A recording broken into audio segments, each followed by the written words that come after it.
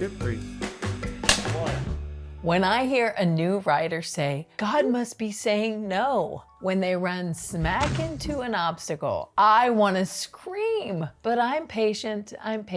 I simply tell them, oh, but didn't you know? The opportunity and the opposition appear at the same time. This isn't God saying no to you necessarily. It's God training you. He's allowing you to stretch beyond what you know and can do so that your faith is activated. Didn't you know that faith is how God experiences pleasure? Think about it. Hebrews 11:6 says, without faith, it's impossible to please God. And that means with faith, you can't please Him. It's a big sacrifice and a small sacrifice at the same time. In the scheme of things, what is a more reasonable thing to ask? It's like God is saying, just believe and I'll be good. We don't have to do all these millions of things that we think He wants us to do. Faith, that's it. But having faith, although technically it's a minor ask, is really the biggest request of all, because to need faith, you have to be in a very uncomfortable circumstance. You have to not know what's coming next for you, and it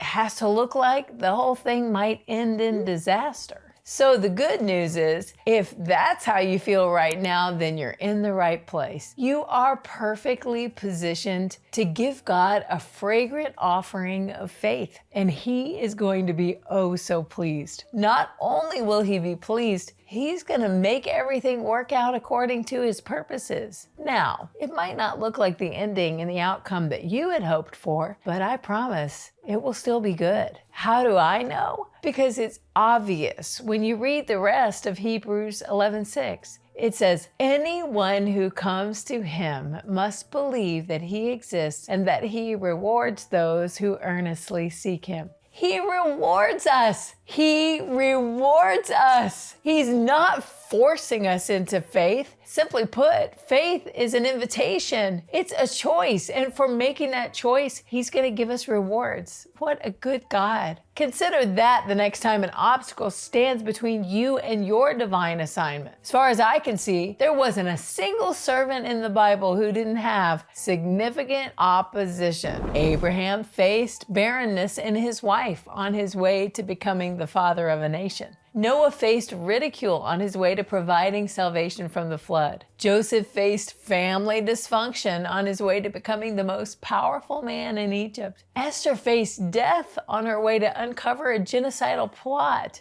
Ruth faced poverty on her way to establishing the dynasty of a king and the lineage of Jesus. Did you see that? No support for them. No resources, no hope either. Obstacle after obstacle, opposition after opposition, and that was just a tiny section of people who were writing God's will for them and for the kingdom, and yet they experienced roadblocks and setbacks. Please don't think that just because you can't figure it out easily, it means that you can't figure it out at all. God wants you to develop your character, and He wants you to grow in this critical season. So, the next time that you think God must be saying no, ask yourself, did He really say no to you? Are you just thinking an obstacle is His way of saying no? There's a difference. So get still, spend some time in His presence, and allow yourself to feel the blessing of your faith